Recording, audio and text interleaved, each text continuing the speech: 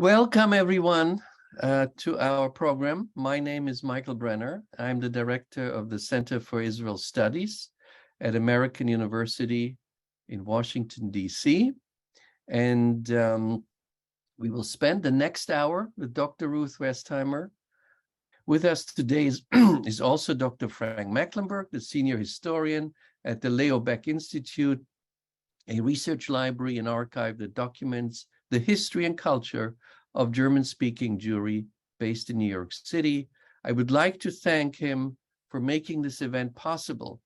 And I would also like to thank Laura Cutler, our center's managing director, for the arrangements, and Eric Gordon for the technical assistance. It is a big honor to introduce today Dr. Ruth Westheimer, known to the whole world just as Dr. Ruth, world-renowned sex therapist, talk show host, author, professor, and. We will talk today about a time when you were neither Dr. nor Ruth, a time when you were still Carola Siegel from Frankfurt. Frankfurt am Main, you have to say. Frankfurt am Main, exactly. Not the other Frankfurt. Not Frankfurt an der Oder. Genau. So Shana Tova, Dr. Ruth, and Shana thank you for Tova. taking the time. I know you have a very busy schedule, and the first question I would like to ask you, would you tell us where you joining us from? Where are you now, and how long I guess it's your apartment, and how long have you been living there? Okay, first of all, one of these days, depending on the virus, you will come and visit me with Frank from the Leo Baeck Institute, and you will see this magnificent view on the Hudson and the Palisades and the George Washington Bridge to the left and the Tappan Zee Bridge to the right. And I've been in this apartment for many, many years. Both my children, Miriam and Joel, grew up in this apartment, and I have not moved. However, I talk to the whole world, and I'm very happy to hear that you watched the documentary, and it's on Hulu. You can tell them later, and because it talks a lot of why somebody like me is staying in the same apartment for 50 years.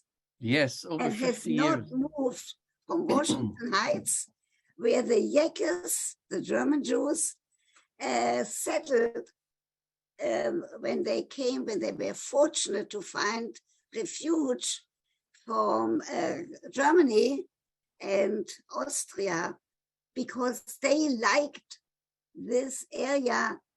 Kissinger lived here with his parents. I didn't know them. And there is a bench. In Hebrew, the word bench is safsal. There's a very important bench in Fort Tryon Park, 1 block from here.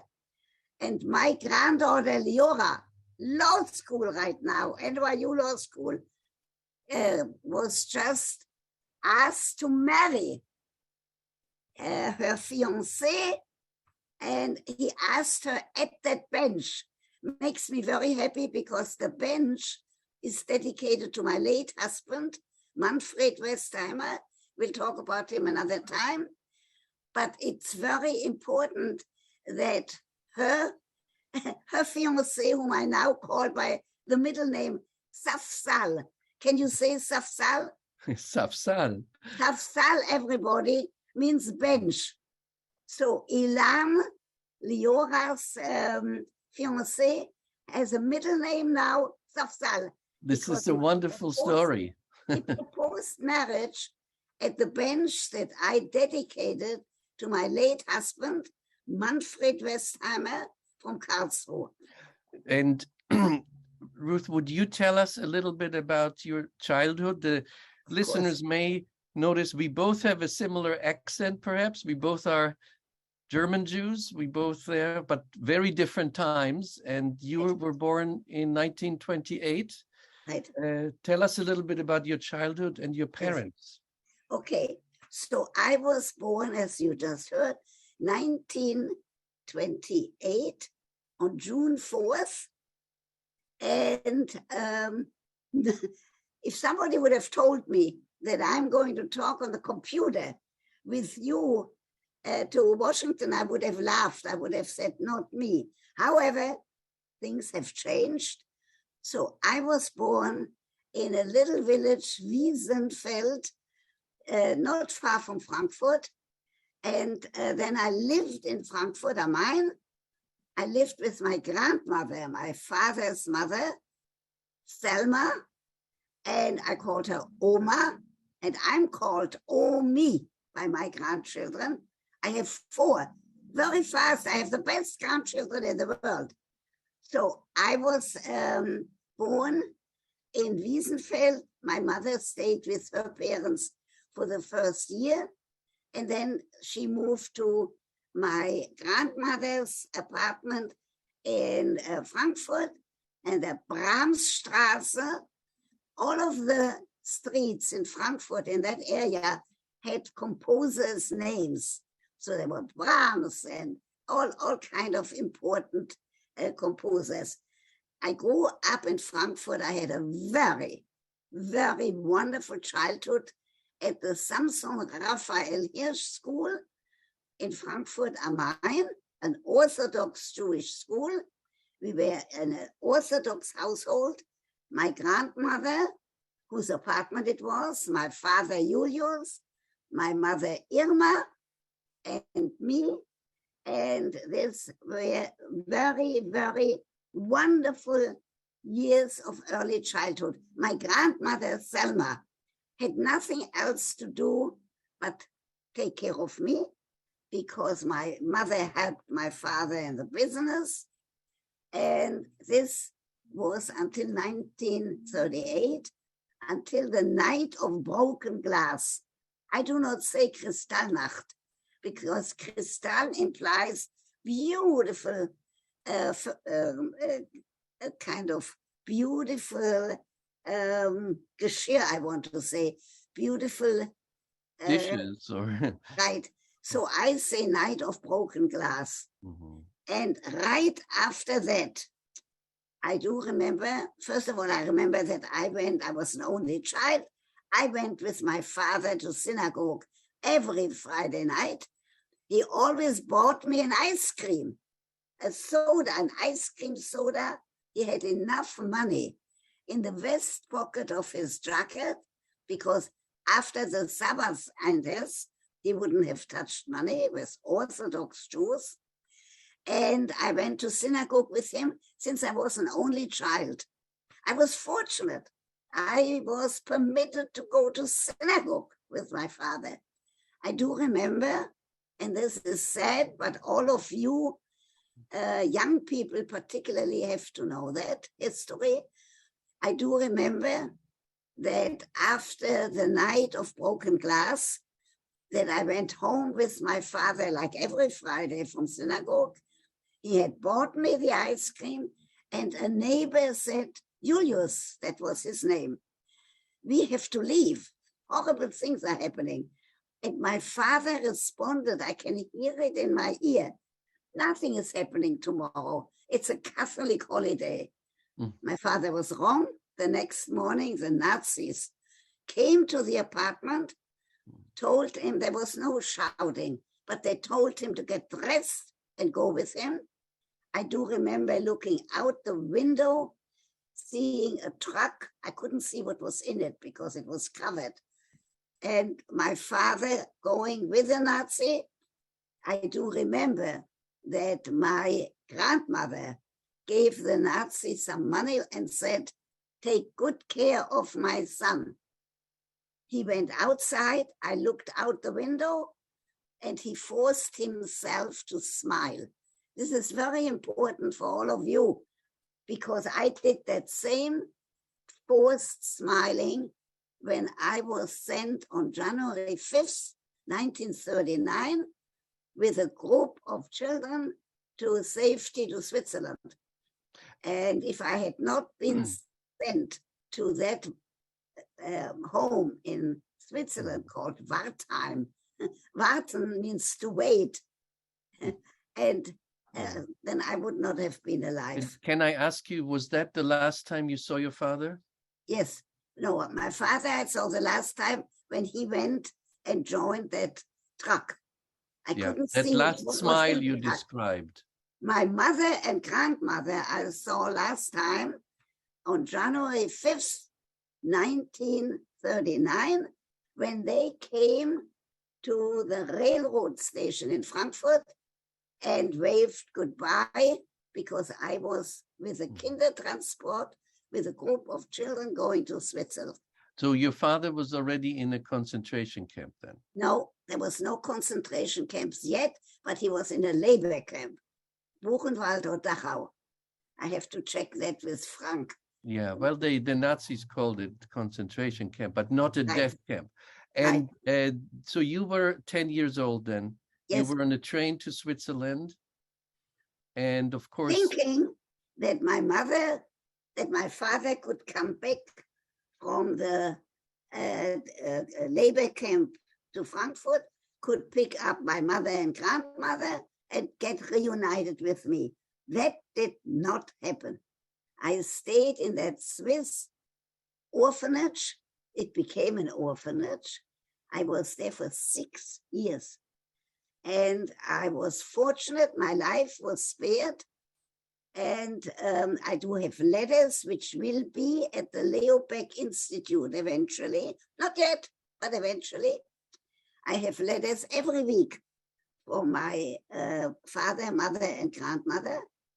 And also I wrote every week. So I was in that children's home that became an orphanage. I was there for 6 years until after the war. And then I went to Palestine. Let me I have to say tell one you moment in Switzerland. The other children in the home, were they also German Jewish children, also mostly Orthodox? Mostly Orthodox. Mostly Orthodox. But I have to tell you, the home was led Orthodox, and every Friday night they were singing, and they tried their best. However, here is one big problem. If you can see, I'm wearing the pin of Ben Gurion University. I have an honorary doctorate from Ben Gurion. I have a few honorary doctorates in this country, but this one is special from Ben Gurion University because last year, when they gave me the honorary doctorate, I established a scholarship in psychology at the University of the Negev, or at Ben Gurion.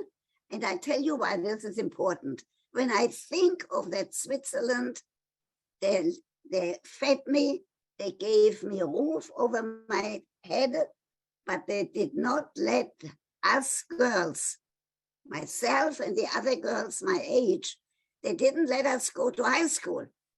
The village did not make arrangements for us to be able. We had one teacher for 40 children of different ages. Another time we'll talk about actually the story that moved me very much in the documentary is how you kept up studying because girls were not allowed in the high school, but you had a boyfriend.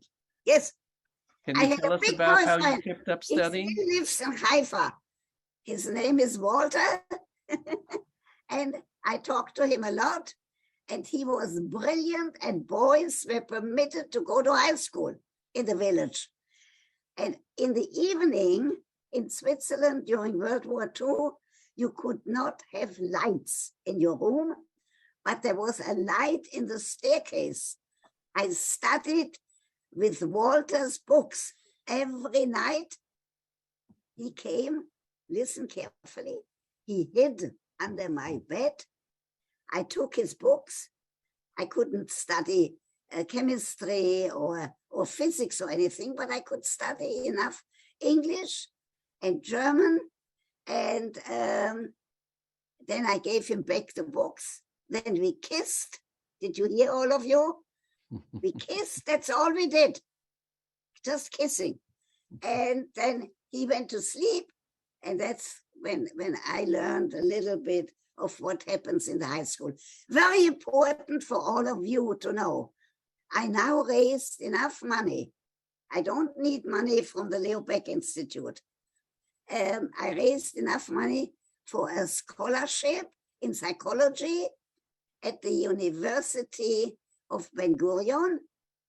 And I'm very happy because also Druze girls who were not permitted to go to school some years ago can now apply for the scholarship of Dr. Ruth Westheimer at the University of Ben Gurion. And So I think it's a very, very inspiring story for our students, how you kept up studying and also how you paid back. So thank you for doing this. Say thank you again. Yes. Can you say thank you in Hebrew? Toda rabba. Very nice. Toda rabba. Ruth, you said you got the letters, you still possess the letters from your parents. At some point, there were no letters anymore. Right. First, there were letters from Frankfurt when they were deported to Lodz, Litzmannstadt. The letters stopped. I knew something horrible had happened, but I did not know what. Now, Leo Baeck Institute, Frank, they are going to get the letters that my parents sent me. I have all of those letters of 2 years, while they still could send letters from Litzmannstadt. That's what the Germans called Lodz. And so I'm very happy to say, not yet, I need them still, but eventually the letters will go to the Leo Baeck Institute because that's where they belong to. Yeah. And how or when did you learn what happened to your parents? A long time I did not know. But Yad Vashem was instrumental in finding out. And I found, for the documentary that I mentioned, I found out that when my father was killed, and next to my mother, it said the word in German, verschollen. That's a terrible word. That verschollen means disappeared. So I have no idea whatever happened to my mother. My grandmother and the other grandparents from the village, the farmers from Wiesenfeld, where I was born, there I know when they died, when they were killed. So it took a while. I decided, even so they gave me a scholarship to study kindergarten teacher in Switzerland, I decided, no, I have to go to then Palestine. I have to help create that wonderful, wonderful country. I didn't think I wouldn't live there. I thought my whole life would be there. And so I went in 1945, the first boat that left Marseille, France, to go to then Palestine. And I became a farmer on a kibbutz. I thought I would be a farmer my whole life. Not so. Look what happened. I became Dr. Ruth. However, very important that I never thought I would not live in Israel. As it turned out, I have no complaints. It's nice to be Dr. Ruth and to be in New York and to be known all over the country. Very nice. However, I joined, like all of us, I joined the Haganah, the freedom fighter, for some reason which I cannot explain. I was a very good shot. I could shoot 5 bullets into the red circle. And so they used me to be a runner and a sharpshooter. I never killed anybody. I'm fortunate. I never had to kill. I could have. But you were almost killed. I was a very good sharpshooter. However, on my 20th birthday, on June 4th,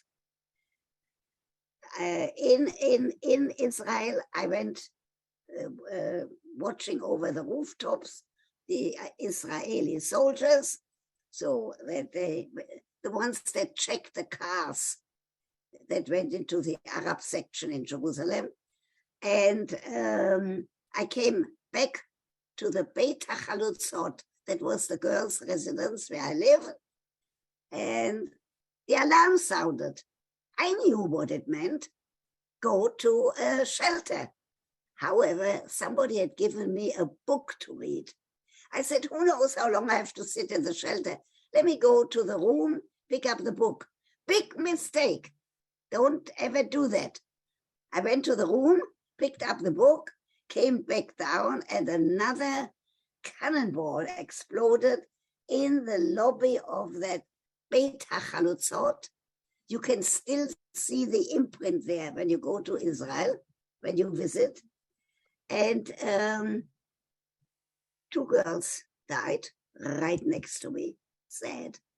And I was thrown against the wall, and I was badly wounded on both legs.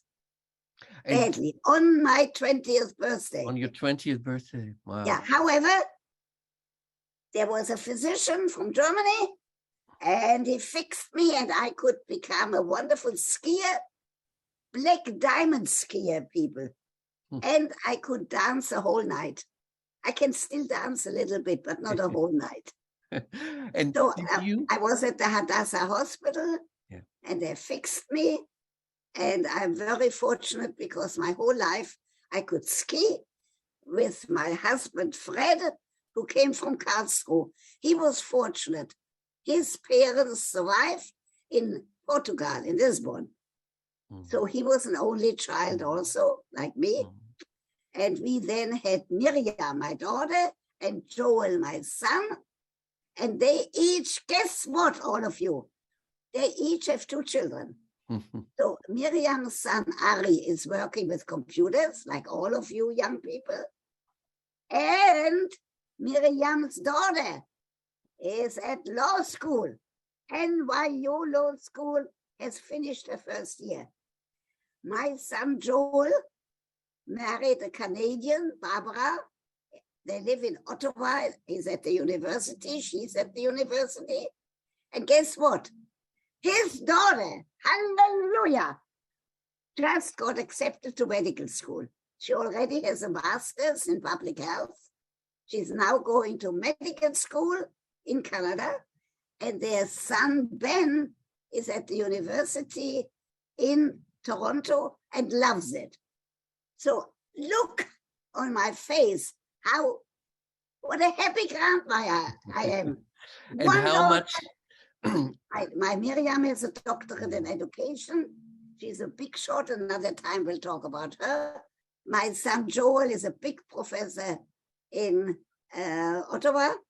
We'll talk about that another time when you people give me more time. Yes. And I have the 4 grandchildren. Ari already finished the university. He's working, guess what, with computers. I cannot tell you what he does. I don't understand it. Ruth, can I ask you a question back in Israel for a moment? Did you know Hebrew when you came there, or did you have to learn it? I did not know Hebrew. A little bit I knew because of the home was Orthodox. So I knew the prayers. I knew how to say all of the prayers in Hebrew. However, I did not know the spoken Hebrew. And even now, I speak Hebrew fluently. I used to go to Israel every year in the summer and teach about sex in Hebrew. And but I don't speak a classic Hebrew. So I always say I don't speak a Tanachi. Tanakh is from the Bible, but I can understand everything and I can talk. Not only that, I used to be a director of a kindergarten in Israel. And the kindergarten was mainly Yemenite children. Yes. Is that right? Oh, you did your homework. I did my homework. How was that for you? Homework, I like it. My first job after becoming a kindergarten teacher in Jerusalem was with Yemenites who had just flown in from Yemen. And I loved that job, but then I married marriage number one. We are still good friends. I won't tell you the name. And I moved to Paris because he went to study medicine in Paris. Boy, what a story! And when you were in Paris, did you think you would come back to Israel? I always thought I would go back to Israel, even while I was already in the States, even while I was getting my master's, and while I was getting my doctorate. I always thought, like typical Israelis, in the back of my mind. However, once I married Manfred Westheimer from Karlsruhe, I knew it will not happen because Freddie would not move any place where he couldn't ski. So he went to visit Israel with me, but he would never move there. There was one place in Israel, I've never skied there. There's one mountain where there was a little bit of skiing, but Freddie was an avid skier, and I'm not complaining. Look what happened to me. I became Dr. Rose. You see that? I'm wearing the Ben Gurion pin every single day. I even put it on my pajamas. Just want you to know a secret. It has a magnet. I take it off and I put it on my pajamas. That is wonderful. I hope they know that. And they do. How would you, so you always stayed very much connected to Israel? Yes. Yes. Not only that, for many years, like typical Israelis, I thought we would go back. But as I told you, I realized Fred Westheimer would not like to live in Israel. And right now I have to smile with all of you and say, not bad that I stayed here. I hear you smiling too. I see you smile. Absolutely. You make people smile, and I think you have that ability. I also, in the documentary, your son Joel calls you a whirlwind of energy. And I just wonder, and you're, and you said, I think, is it right? You're 4'7", and you say you have the energy of it, or you feel like a 6 foot tall person. And I wonder, where do you take all this energy from? I tell you from what? It has to do with my early childhood. I was an only child, I told you. I got a lot of love and care from grandmother and the other grandparents in the village, and from my mother and father, and that grandmother that lived with us, Selma. She had nothing else to do but play with me. So I do have energy, and luckily, even at this old age now, people like you still ask me to come and talk about sex. So we can talk about this another time. We will talk about this another time. This time we wanted to talk about Israel and my believing how important it is that Jews, and especially these days, everybody listen, how important it is that we have a country of our own, and how important it is we have a flag and we have a university, and I'm wearing the pin. Can you see the pin? Yes, we see it.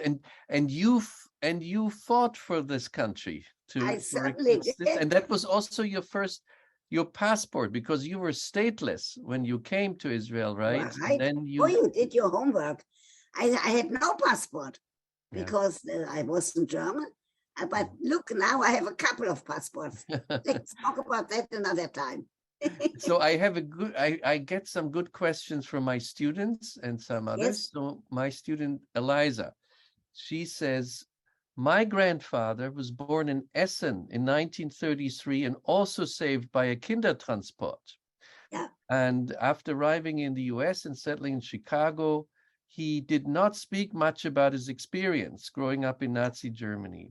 And she asks you, can you speak to the different experiences of pain and the impact on the children of the Holocaust, and how do you choose to share your story? And I add, did you start late doing this, or when your children were little? Because I know from my own parents, they started later in life sharing their stories.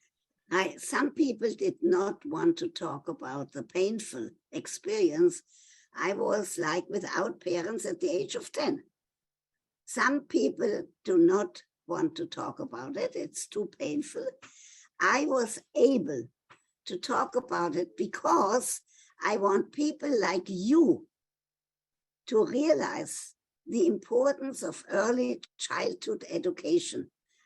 In my case, the first 10 years of my life were wonderful, with loving parents, a grandmother and nothing else to do but play with me. And so that's why I can jump for joy at the early childhood education of mine.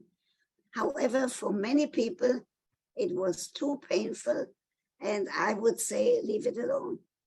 I'm saying sometimes it's important to talk because your children and grandchildren should know your story. If it's too difficult to talk, write it in diary. I have a diary, and the Leo Baeck Institute will get the diary, and the one that has been translated now from German into English so that everybody at the Leo Baeck Institute can read it. I have another question from another student, former student, Cameron Kushner. How has the time you spent in Israel impacted the way you understand sex and relationships? Mm-hmm. And if you had also a boyfriend in the Haganah? I certainly always had boyfriends. Put it down. I had boyfriends in the Haganah. I had boyfriends all over, period.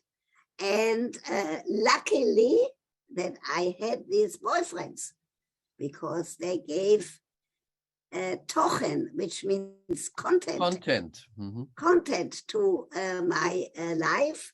And luckily for me, I'm 4'7", short, but I always had a boyfriend.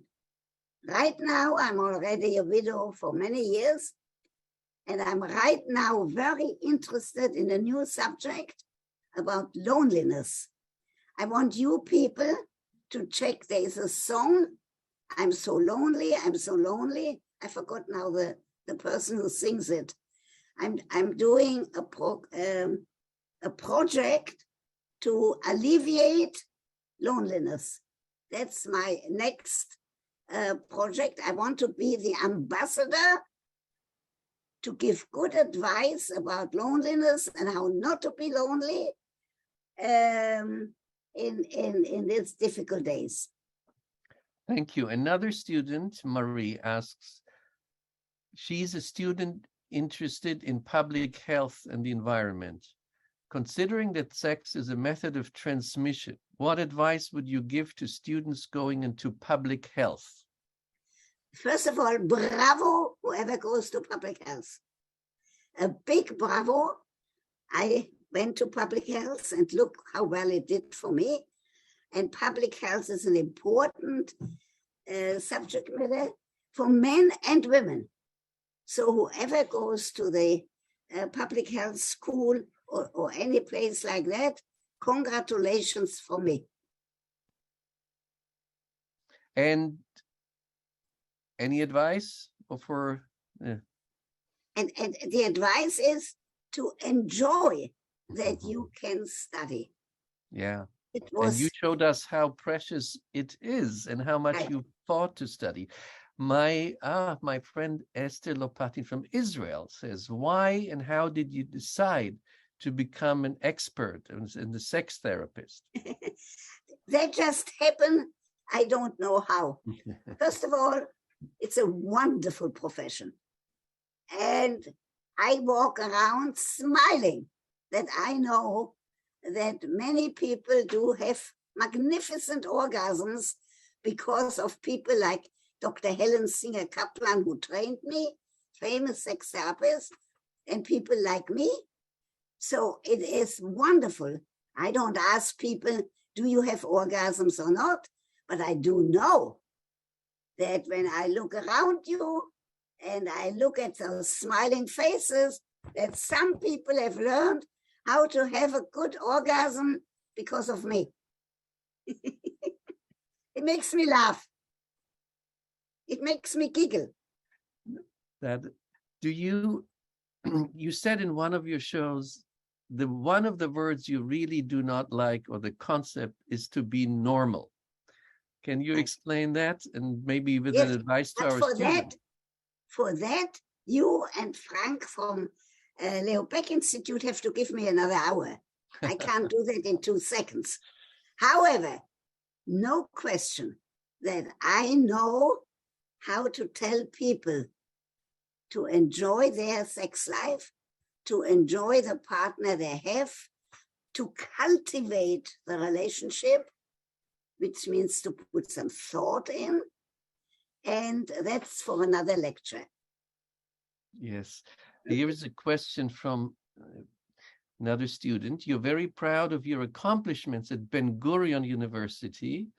And he asks you if you think, what do you think about the man Ben Gurion himself, if there's any connection about Ben Gurion as David Ben Gurion? No, this just came out of the blue. The head of the director of the whole university, Ben Gurion, is a friend of the rabbi to whose synagogue I go here. It's a conservative synagogue in Riverdale. And somehow they didn't admit it, but I think it was the rabbi who suggested that maybe I should get that doctorate. I'm jumping for joy. I have a few doctorates in this country. I like those too. But the one from Ben Gurion is wonderful for me. Too bad I never met Ben Gurion. He was short. He was short, yes. He was short. I probably would have tried to have an affair, but I never met him. Paula was very careful, but the affairs of Ben Gurion are another story, which is very interesting. And I think the students asked because last week we saw a documentary on about his life. Let me ask you another question. And that's about the time when you came to America. So you were a kindergarten teacher in Israel. Yes. I assume you didn't really know English, or maybe you learned it, but not that well. I learned it very fast. Fast? I have a facility to learn languages. I learned English fast, yeah. And then you also, after a while, you got a chance to attend another college, which took a lot of immigrants, in the New School. Is that right? The New School was crucial for me because they took my transcripts from the Sorbonne and then applied them for a master's in sociology. So they were wonderful, and I still am very grateful to them, and I visit very often. And you also, for a while, were a single mother. Yes. And without really much money, you just and how was that for you? It was very difficult because I already had a child, and I wore the same outfit every day. But I always had that belief things will get better. And it did. I married Ruth Westheimer, who had never been married before, from Karlsruhe, whose parents were safe because they lived in Portugal, in Lisbon. And it was a very good marriage. And then he adopted Miriam, whom I had with another husband, and he adopted her. And then we had together my Joel, yes, who is a professor at the University of Ottawa. Not bad. Not Miriam, bad. And Miriam, a professor, my Joel, a professor, my Joel's wife, Barbara, a Canadian professor, their daughter now in medical school, and son at the university. Hallelujah. Excellent. So Hallelujah. one question that comes up with a few students, if you have any advice how to deal with anti-Semitism today, because there are some incidents yes, also on university campuses. Absolutely. Please, people, everybody today.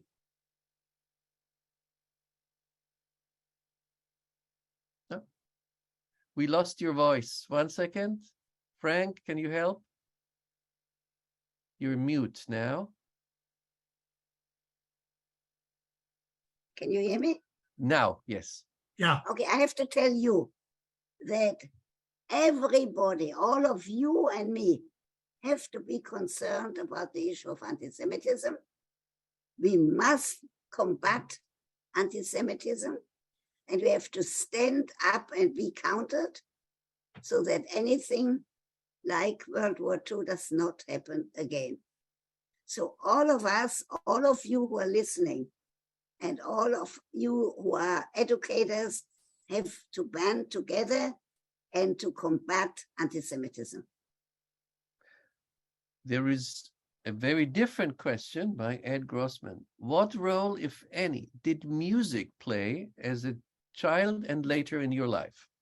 Wonderful. There is a book. Thank you for asking. The book is called Musically Speaking, A Life Through Song, and it's out. And University of Pennsylvania Press. Music was very important also because my being raised and still holding to the tradition of the Orthodox Jews, where there's a lot of singing. So music, pick up that book. Oh, I have something else. My book, Musically Speaking, was just translated into German by the Museum of, it was done by the museum in Vienna, the Jewish Museum. And the funny thing is, it makes me laugh. Adam and Eve are depicted dressed. Very seldom do you see a picture of Adam and Eve being dressed.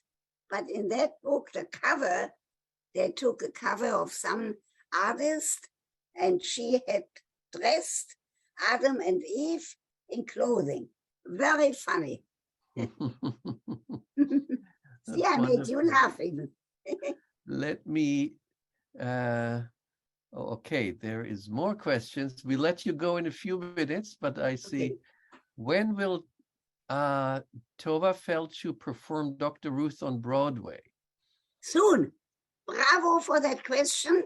Please let Tova know that right now she's busy with some other Broadway show, but then hopefully Tova Feldschuh playing me will be on Broadway. I just Please say let this her know that we talked about it. I just say this to the ones who don't know. There is, of course, a play on Dr. Ruth, and that played also in Washington last year, and it played in New York, and so that will come to Broadway. And one other question, what is your relationship to Yiddish? Now I have to tell you something funny. As a German Jew, I do not speak Yiddish. However, I was one of the people on the board of directors of the Museum of Jewish Heritage, where I'm still on the board, voting for the Yiddish theater, like Tevya, Fiddler on the Roof, to come and join the museum as part of the museum. So me, with my Frankfurt am Main accent, not speaking Yiddish, voted for the Yiddish theater to be part of the Museum of Jewish Heritage. Hallelujah. Say hallelujah. Hallelujah. Wonderful. I really want to thank you. Is there any last message or advice you want to give to our students? Yes. Yes. Next time we'll talk about orgasm and sex, and please do invite me again. If we you will do it anything, together together with the School of Public Health. Say that? We will do it together with the School of Public Health. Whatever you want.